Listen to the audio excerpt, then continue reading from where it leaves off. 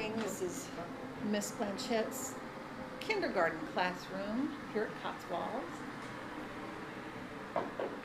She has center set up, it's a math center with different math blocks. They have computers. Over here in the center, I forgot the carpet where the meeting takes place, where they do a lot of group activities or discussions. And be my favorite is the reading corner, or the reading center now.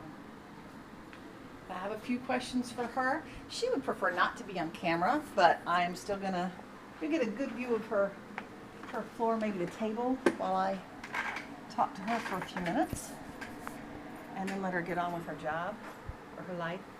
I do like this. I like the visual on the verbs, because especially as an interpreter with a visual student, the pictures that go along to connect with the words really are valuable to me. I just want to say thank you for taking your time. And real quick, you're fine. Just ask you real quick, Miss Blanchette, how long have you been teaching? Well, what is your educational background? Just well, I started in CMS as a bus driver. So I drove for 5 years. I drove for high school, elementary, as well as kindergarten. Well, elementary, high, and middle schools. Okay. Then I came into the classroom as a teacher assistant, and I was a teacher assistant for over 10 years. And then in 2010, I graduated from UNCC, UNC Charlotte, with my bachelor's in birth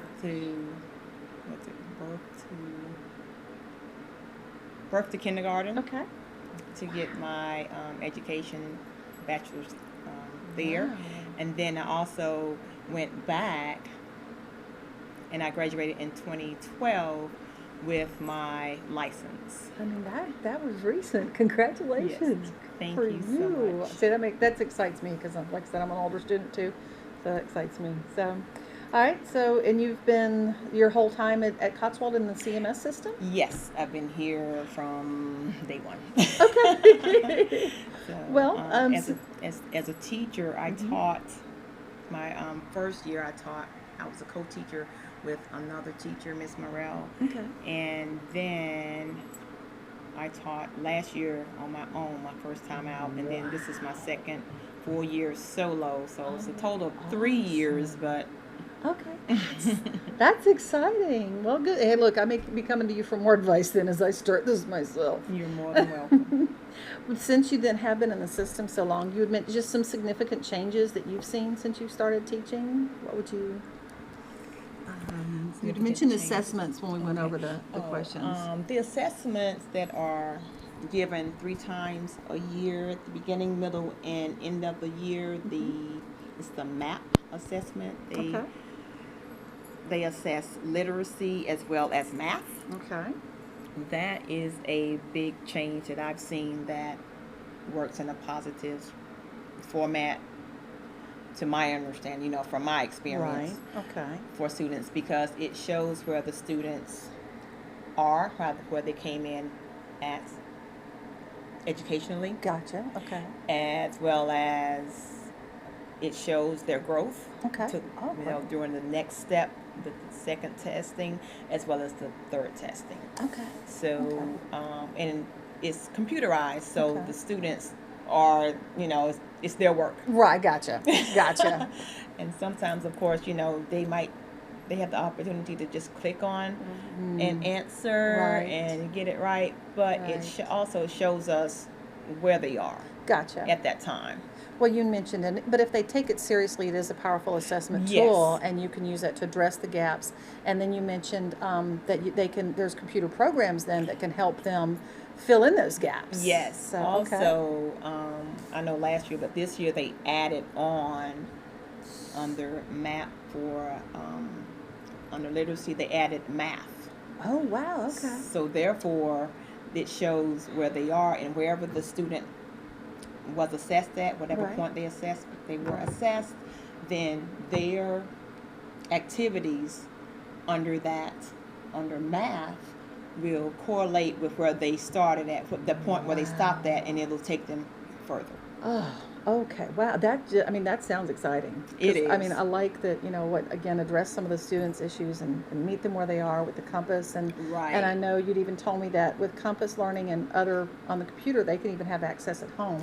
Yes, and that's the Which- great thing about it. They can work on it at home, and a few minutes at home, and they can work on it at school, and that way you're just solidifying their knowledge and just boosting them and enhancing them. And it's like, hey, so once they get that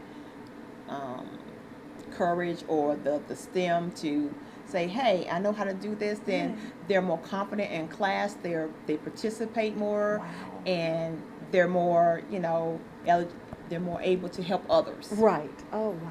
And they can be leaders for others as well. Okay. And you had mentioned, I was going to ask, what are some of your favorite resources when putting together your lesson plans? Oh, well, I have many. Okay. But here are a few. Okay. I like to use Teachers Pay Teachers. Okay. And there's an area to where you can direct it, you can correlate it to where specifically kindergarten, and you can go under math or science or whatever field you want. Okay. And then you can also look, you can pay, or you can get it for free. Oh, they have some free resources. Free too? resources, and then you can just nice. print it off and use it Wow, in your okay. classroom. And a lot of them are differentiated, so it's not just something that only the high students can do or the low students.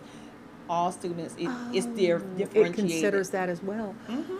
Okay. And see? teachers make it, and they get paid for it. Oh, wow. And Well, some of it is free. now, so, you hey, need to put something up there, I'm thinking. Just, can any teacher participate? 'Cause yes, they can. okay. All Yes, right. they Well, then can. I'll hopefully you'll see some of your stuff up. That sounds like a great resource. So, okay. It is. I love it. Okay. And Or some of your an- others? Another one is FCCR. I think it's Okay. from Florida, but Okay. they have activities as well as lesson plans that you can use to work with all different students, differentiated lessons. Gotcha.